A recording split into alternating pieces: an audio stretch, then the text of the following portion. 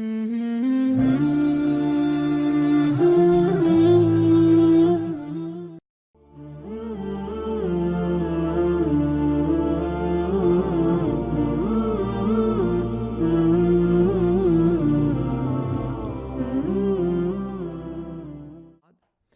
I want to mention something, and that is about the knowledge that Allah subhanahu wa ta'ala has of Himself and His creatures. Allah subhanahu wa ta'ala has knowledge of Himself. Yeah? If we have knowledge of ourselves, so He must have perfect knowledge of Himself. It's not that Allah doesn't know about Himself. He knows about Himself. But the knowledge of Allah of Himself is not different from the existence of Allah from Himself, or is not different from the power of Allah subhanahu wa ta'ala, from will of Allah subhanahu wa ta'ala. As we said last week or the week before, عباراتنا شتى وحسنك واحد كل إلى ذاك الجمال يشير. We may use different notions, but they all refer to the same reality. We have one simple, and simple means not compound, means basit. We have one simple reality. We say this simple reality has absolute being, has absolute knowledge, has absolute power. But it's one reality. Knowledge of Allah is not different from His essence. So He has essential knowledge of Himself.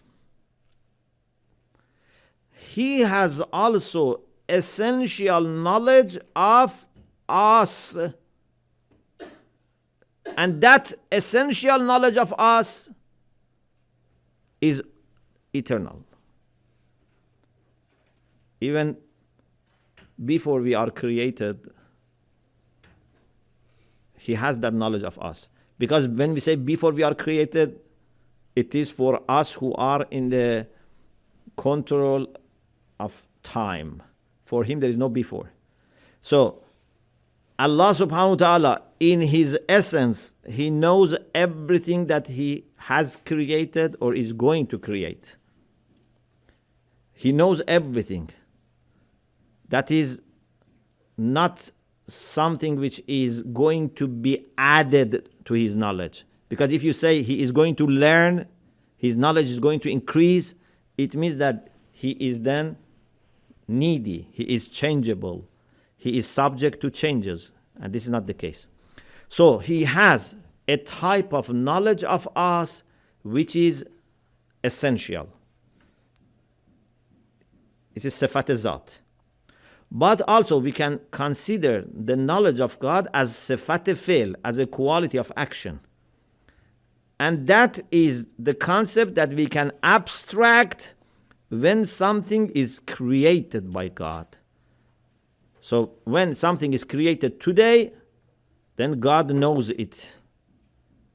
So God knows that you were born, for example, today, or you have been given a child today. Okay? This knowledge comes to reality, which of course the reality is our abstraction, today. Yesterday, God didn't know that you were born today. In this sense, not in an essential sense.